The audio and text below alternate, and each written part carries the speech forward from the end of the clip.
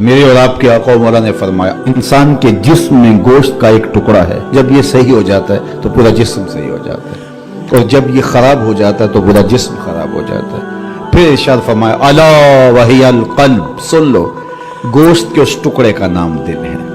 دل کی اصلاح پورے بدن کی اصلاح ہے، لیکن ہم اپنے دل کو نفرتوں کے الاؤ میں رکھا ہوا ہے، اور ہر وقت حسد، بغض، کینے ہمارے سینے کے اندر پل رہے ہیں۔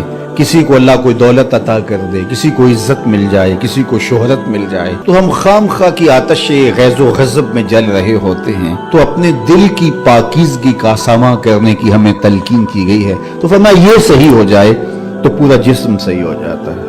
اور اگر کعبے بھی چلے گئے، دل ہی صاف نہ ہوا تو وہ کیا کسی نے کہا تھا نا، کعبے گیا گل نہیں مک دیجئے، دلوں نہ مکائیے۔ تو اس کا صحیح ہونا پہلی شرط ہے۔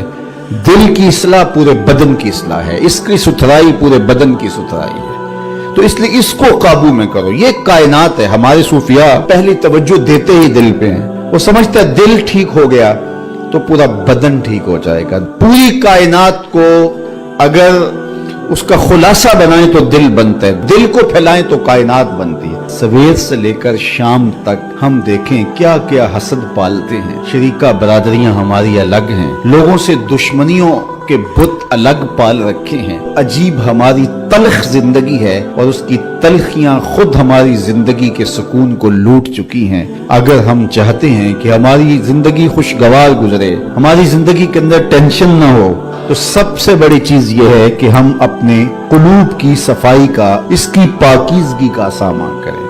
اور جب مومن کے لیے، اہل ایمان کے لیے تمہارے دل نرم ہو جائیں گے تو دیکھنا کہ تمہارا رب تم پر کتنی رحمتیں نازل فرماتا ہے۔